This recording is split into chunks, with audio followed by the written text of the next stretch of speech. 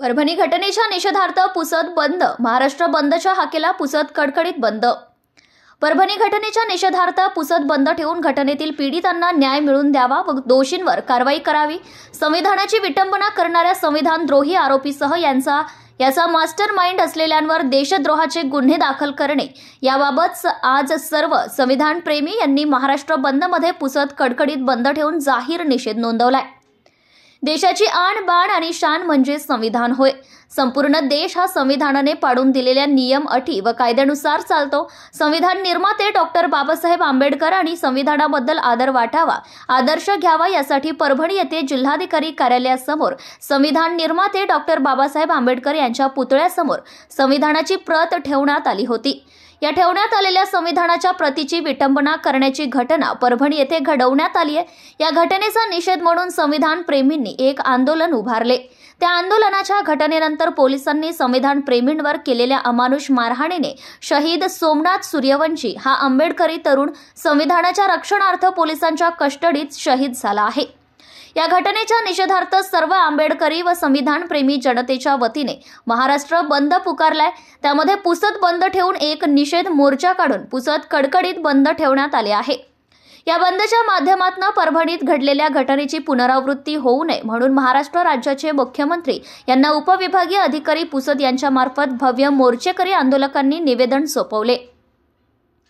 या निवेदनावर भीम टायगर सेनेचे जिल्हाध्यक्ष किशोरदादा कांबळे, बुद्धरत्न भालेराव, भारत कांबळे, अर्जुन भगत, आदिवासी समाज भूषण मारुती भस्मे, संजय वाढवे, रिपाई आठवले गटाचे लक्ष्मण कांबळे, राहुल पाईकराव, प्रमोद धुळे, सरपंच संघटनेचे अध्यक्ष आशिष काळबांडे, विशाल डाके, सनी पाईकराव, हेमंत इंगोले, प्रसाद धुळे, संतोष गायकवाड, प्रभाकर खंदारे, विजयानंद पाईकराव, प्रवीण धुळे, राहुल कांबळे, दयानंद उबाळे, राजरत्न लोखंडे, महेंद्र ढगे, अजय ढोले, संदीप आढाव, भारत कांबळे, राहुल शिंगारे, आकाश सावळे, देवेंद्र खडसे, शरद ढेमरे, प्रफुल्ल भालेराव, नारायण ढोके, निलेश जाधव, शीतलकुमार वानखडे, नरेंद्र जाधव, दिनेश खांडेकर, संदीप जाधव, संदेश रणवीर, राजकुमार पठाडे, बाबाराव उबाळे, विष्णू सरकटे, नितीन पवार, धम्मदीप वाहुळे, ॲडव्होकेट रामदास भडंगे यांच्यासह शेकडो संविधान प्रेमींच्या महिला, पुरुष आणि युवक तसेच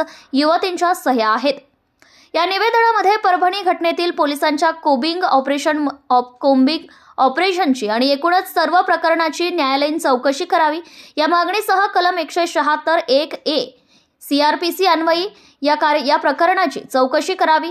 न्यायालयीन चौकशी ही सेवानिवृत्त न्यायाधीशाकडून न करता सिटिंग न्यायाधीशामार्फत करावी.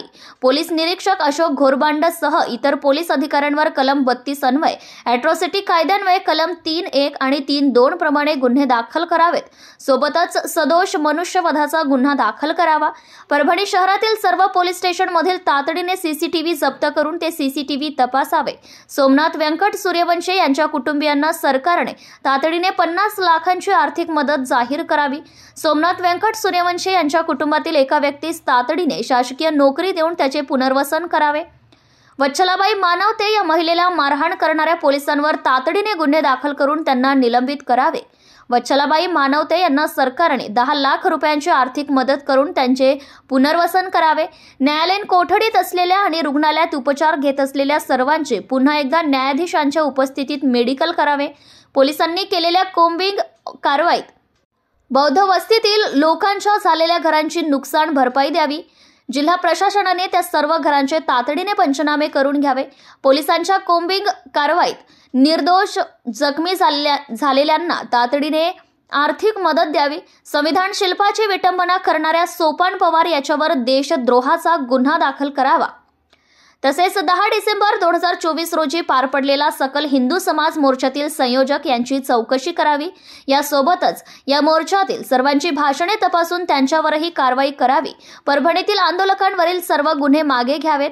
परभणीतील अटकेतील सर्व आंदोलकांची सुटका करावी अशा मागणीचे निवेदन मोर्चेकरी सर्व पक्ष सर्व समाज संघटनांच्या वतीने आज उपविभागीय अधिकारी पुसद यांच्या मार्फत महाराष्ट्र राज्याचे मुख्यमंत्री यांना देण्यात आले आहे.